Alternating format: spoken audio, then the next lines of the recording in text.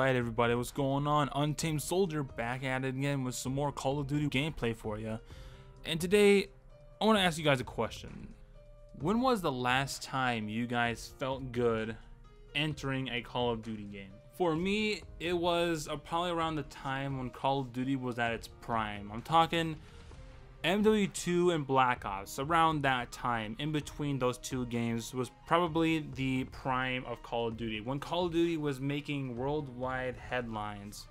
The moment when the day is over from school, work, whatever you were going to do, and then when you come back to wherever you were going to be living, and when you set everything down, head to that PC or console that you were planning to play on, and hopping on WW2 or Black Ops, you felt good because the game wasn't so trash. And then a few years later, we're back here, currently Call of Duty World War II. This is probably gonna be a rant video, so please prepare yourself. I mean, who knows, you as the viewer, you're probably gonna get some good points in this video if you guys have played Call of Duty probably ever since, as I said, the prime of Call of Duty, WW2, Black Ops, or COD 4, World at War. Anything counts with those 4 games. So in this video, I'm probably going to be talking about some things that have been going on with World War II and its problems in this one video, and try to get it done as quick as I can. So here we go. One thing is the Quickscopers.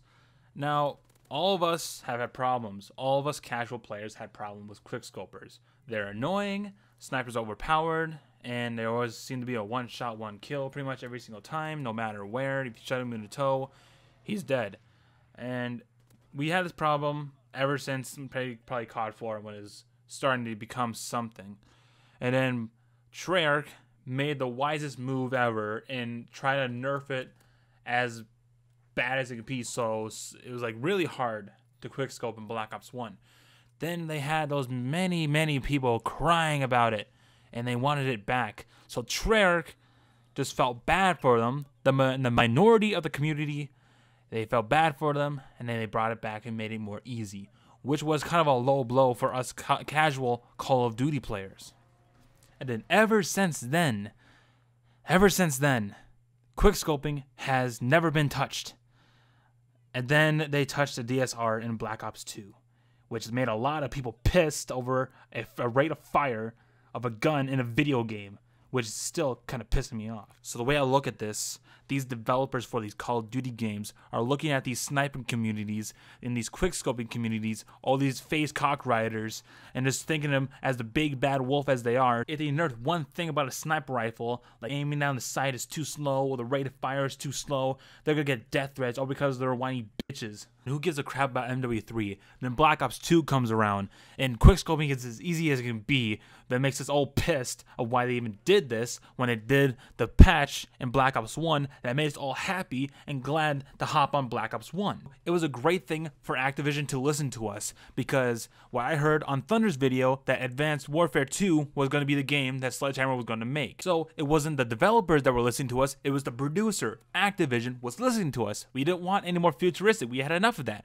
So they decided, hey, let's go to World War II. Maybe some good things are going to happen. And they did. But the thing is, the same problems like quickscoping are still in the game. If a member of Activision is watching this video, if a Treyarch member is watching this video, and God forbid, if a Sledgehammer Games member is watching this video, please get rid of the quickscoping. Patch it to the point where it's impossible or hard to do. And please stop listening to the minority of the community. Those are the people that we don't care about. Care about the majority of the people, the casual Call of Duty players, people like me, Thunder, anybody who cares less about quickscoping. Woo! Wow, that was quickscoping that long. Wow. Now it's time to get into these maps in this 3-year cycle.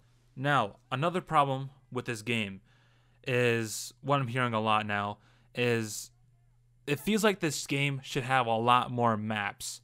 And as y'all know, Call of Duty is now at a 3-year development cycle since Sledgehammer Games stepped in. Around the time when MW3 and Black Ops 2 was being developed, they added that 3-year cycle. And I agree with the people who are saying that there should be more maps in this game if it's being developed for 3 years. So I took a little time to count up some of the maps that have been given to us at launch from previous Call of Duty titles, from COD 4 to Call of Duty Ghosts. So listen to this. This is actually kind of funny. COD 4 had 10 maps. Kind of reasonable. It was made in 2007, 10 years ago. So they had 10 maps. Call of Duty World at War stepped up a bit and gave us 13 maps at launch. WW2 gave us 16 maps at launch. Black Ops 1 gave us 14 maps at launch. WW3 gave us 16 maps at launch. Black Ops 2 gave us 14 maps at launch, not including Nuketown 2025. So if you spend money on that one map, that was 15. Same thing with Call of Duty Ghosts. It was 14 maps, not including Freefall. If you wasted money on that map, there was 15. And now we're here at Call of Duty World War II. Made in 3 years.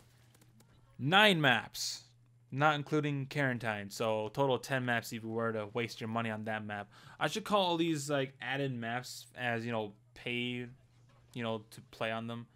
Wasted money maps, because we're all going to get them for free anyway. I mean, if you weren't there at Black Ops 2, you don't know it. So the boys at Condry and Sledgehammer Games are telling us that they made this game for 3 years. They made this game for 3 years, and they haven't made as much as COD 4 did. When they brought us 10 maps, besides at World War II, they gave us 9 maps, not including quarantine, or whatever you want to call that wasted money map. And as just a quick reminder that COD 4, probably all the way down to maybe Black Ops 2, those were all 2-year development cycles. Infinity War and Treyarch, back and forth every other year they were making these games. And from World at War to, well, to Ghosts, they gave us probably an average to 14 to 16 maps. When they gave us World War II, which was what they say in quote unquote 3 years, they gave us 9 maps. I'm sensing some procrastination there, Sledgehammer. So you're telling me Infinity Ward, the old Infinity Ward, made us 16 maps at launch, not including DLC, 16 maps at launch. Treyarch with Black Ops 1 with 14 maps at launch. Those 2 games were made in a 2-year development cycle.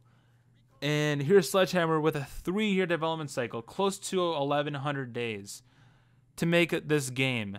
And they only give us 9 maps. 10 maps if you include Quarantine, the wasted money map.